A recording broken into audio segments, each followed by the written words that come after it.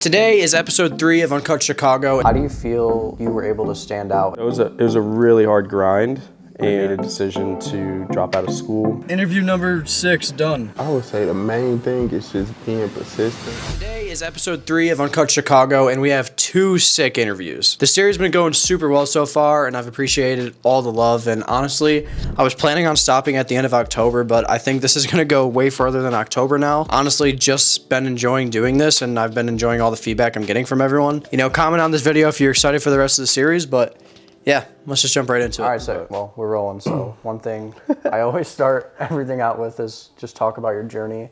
You know, how did you get where you're at now, and where did you start? Well, I'll start back in college. Okay. I'll try to get through it quick, but basically, I was studying to be a physical therapist in college. Played sports all my life. Played basketball. I'm a hooper. So, okay, yeah, same. I am. Oh heck yeah, bro. Yeah. But anyway, that led me to an understanding of like, oh, I want to help people. You know, I've always wanted to help people. So I was just like, okay, I'll be a physical therapist. So I went to school for that. As I get into that, I really learned more that I like psychology. I like the brain, how it works. I like social psychology, how people function. I switched my major to concentrate into sports psychology. Okay. That whole time, like in college, I had a buddy of mine, and we just started picking up the camera together. My older sister is a wedding photographer, so I always knew that there was an ability to make money with a camera. Coming up on in between sophomore and junior year, I was paying my way through college. So I was working like 2 jobs plus freelancing photo. And it was a grind, dude. I was up from like 7 in the morning, sometimes earlier. I was a valet driver, so I was working late until about midnight on average. So I wouldn't get home until 1, go to sleep, get up at 6 or 7, go to college, do the whole thing. So it was a really hard grind. And I had told myself I didn't want to go into debt, so I wasn't trying to go into debt. But essentially it got to the point where I needed to take a step back for like a semester. So I did, and that led me to kind of get into the creative work a little more. And when I did that, I really started to realize the difference for me from being in a classroom and learning about something that I loved, you know, like I love the human brain, but just being in a classroom and learning that way just, for whatever reason, didn't sit right with me. And so when I started learning about this other thing called photography, called the creative world, it just, I don't know, like something in me jumped, and I was like, this is it. Like, this is what I want to learn, and I feel like this can help me have a positive impact on the world. And so I made a decision to drop out of school and pursue it full time. I didn't know exactly what that looked like, you know? Yeah. But all I knew was that God had a plan for me, and my ability to trust that and receive like a very unexplainable peace about the path that I was choosing to go down. Like that's what was really setting me on the right path, and that's what was really solidifying like my confidence in what I was doing. And so, yeah, I just kept going down that path, and it's led me to so many opportunities, even just so many opportunities to meet people. I think that's why this is so cool for you to be doing, bro, because to be able to just sit down and chat with people and build relationships and learn how to like serve people well is probably the best thing that you can do. And it's what we all need to do, I think, a little bit more, is just serve people more than trying to like take from other people. Having these companies now and having this video production company, how do you feel you were able to stand out, and how would you tell someone, another creative or filmmaker, that they could stand out in the market now? Because I mean, we all know there's like a million creators, there's a million people, everybody has a camera. It's saturated. Now. Yeah. So like, how do you think people can stand out? Well, obviously, like, be the best that you can be at what you want to do, right? Like, if you want to be a photographer, put the work in, and be the best that you can be. But at the end of the day, you are getting hired for who you are as a person. If you're a trustworthy person, if you're a likable person, if you're someone who can handle stress, that's who you're getting hired for.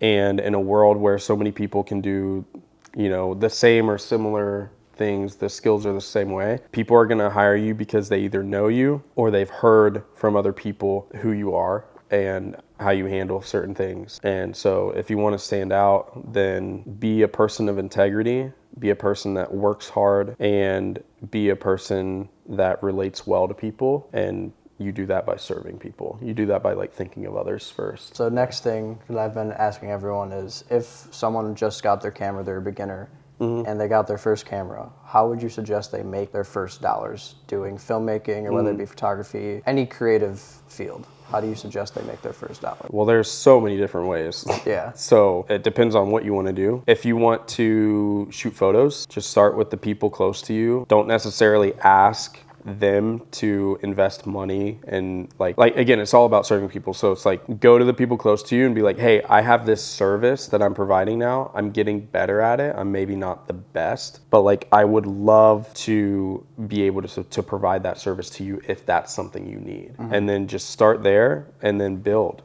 relationships from that. If you do one photo shoot and the friend that hired you, or the client that hired you, like loved it, then be like, hey, like I would really appreciate it if you spread my name to the people around you. And if anybody says that they need a photographer, I'd love for you to like slide my name in there. And if you're in a place where you serve that person well, then they're probably going to do that. And so I think word of mouth is definitely the best way to go, because you create a stronger form of relationships.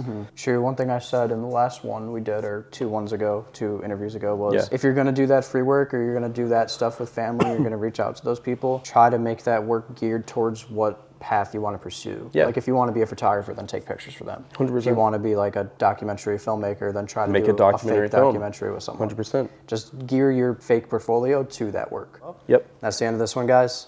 See you in the next one. Later. All right, y'all. Interview number 6 done. Man, it's done now. That was a sick one. This is gonna be going. This is gonna be going in episode 3. We definitely will have more coming up. There's none set in stone at the moment. Well, there actually is one I could set up, but there's none set in stone like date wise. So next time we pick up the camera, I'm not sure when that is. But yeah, right now we're about to go home and grind, be hella creative. So Hella creative type shit. hella creative type shit. Peace.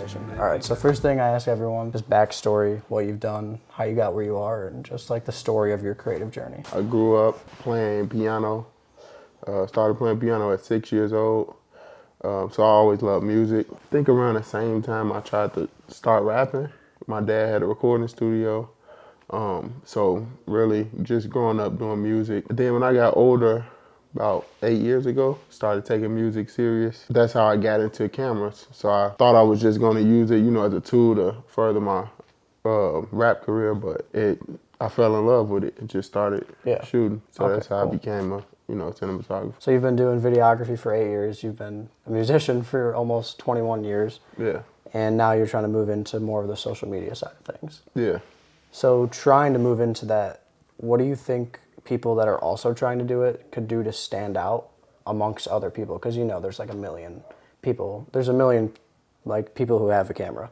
Yeah. Everybody has a camera, but like how do you stand out from the other people that just have a camera versus trying to be someone who has an actual business? I would say the main thing is just being persistent. Of course, like brushing up like on skills and stuff like that. Of course, like making sure you know what you're doing. But I would really say like being persistent, like as a business owner in general. Yeah. I think that's the main thing, is just to put in the work and,